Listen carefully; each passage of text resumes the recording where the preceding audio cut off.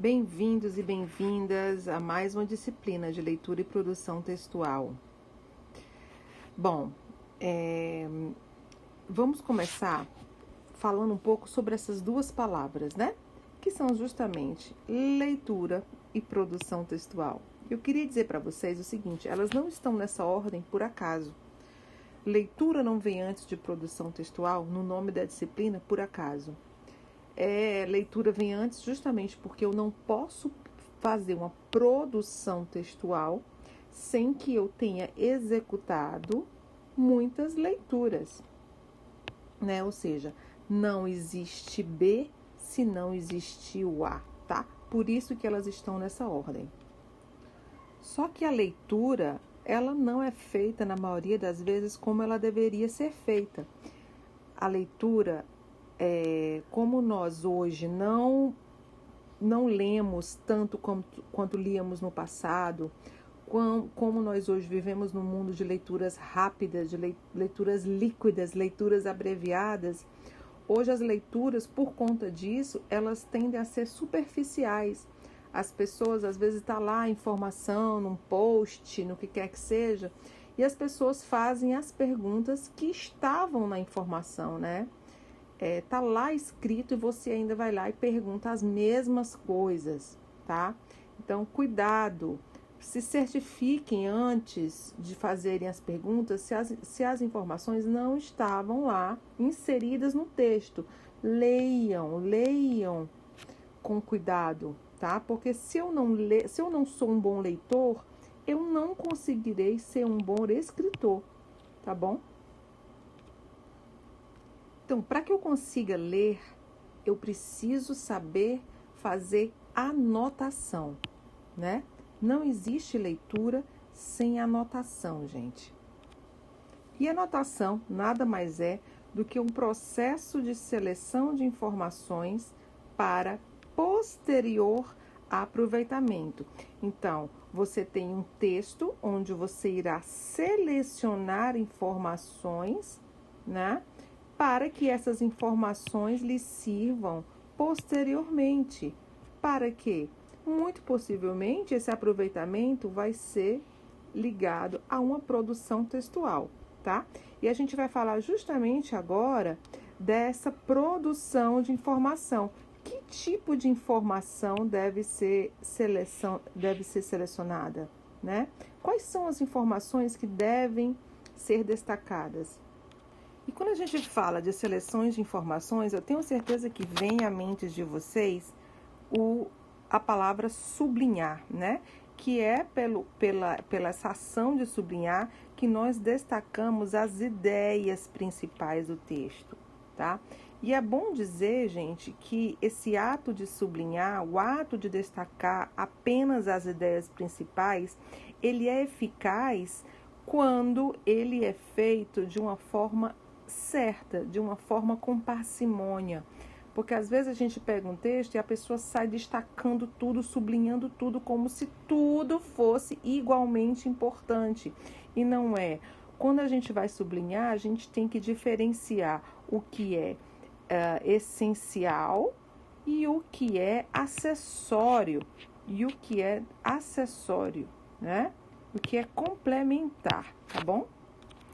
E isso não é feito a partir de uma primeira leitura. Esse destaque dessas informações, ele é feito somente com uma leitura pausada, uma releitura, onde a gente pode colher os melhores resultados e, de fato, identificar essas informações. Então, não é com a primeira leitura que você irá identificar as informações que serão destacadas, tá bom? A primeira leitura é só para você conhecer o assunto do texto. E quando a gente fala de leitura eficaz, a gente sabe que existem algumas técnicas, como por exemplo, você pode pegar o texto e dividir o texto em blocos. Quando você está falando de leitura eficaz, você pode se valer de algumas técnicas. Por exemplo, dividir o texto em blocos. Você pode distinguir partes do texto, né? Você pode articular essas partes, quais são aquelas que se assemelham, quais são aquelas que se dividem, quais são aquelas partes que complementam as outras. E você pode esquematizar essas ideias, né? Fazer como a gente chama de outline, numerar os parágrafos e dentro de cada parágrafo você colocar só as ideias principais de cada parágrafo, tá? Isso são maneiras de você realizar uma leitura eficaz. Então, quando a gente fala de uma leitura eficaz, a gente não pode desconsiderar a ação de sublinhar, né, ou de destacar.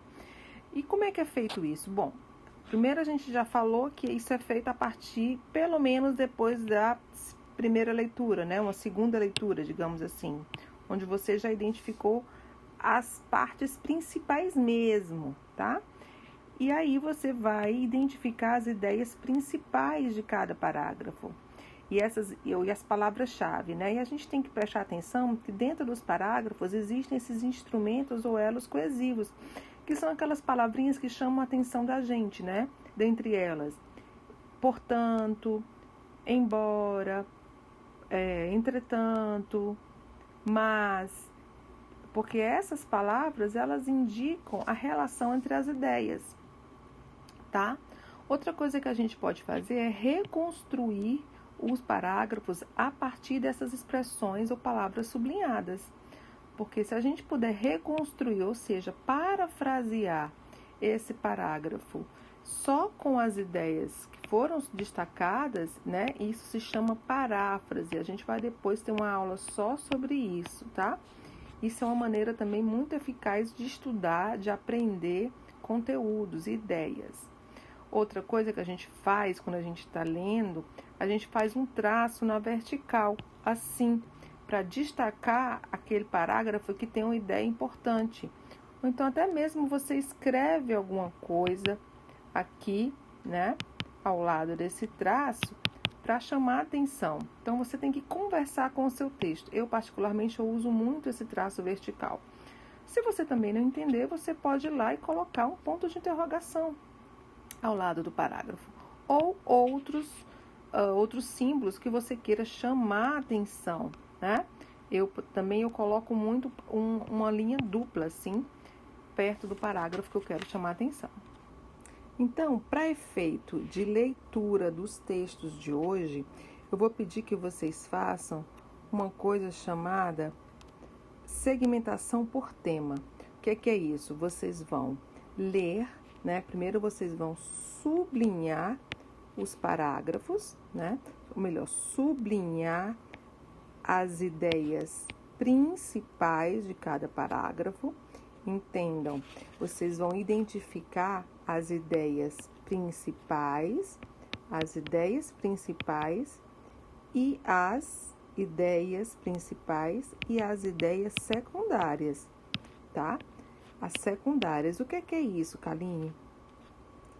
Existem as ideias, existem os tópicos de cada parágrafo e existem os pormenores, ou seja, aquilo que serve de base, de apoio a essas ideias.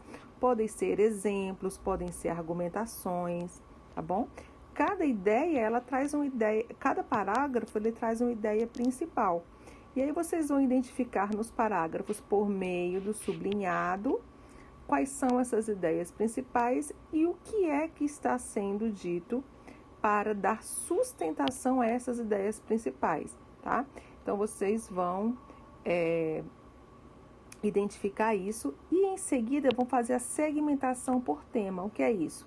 Cada parágrafo, digamos que você tem um parágrafo aqui do texto, vocês irão, em seguida, fazer uma chave assim e escrever qual é o assunto, qual é o tema de cada parágrafo, tá?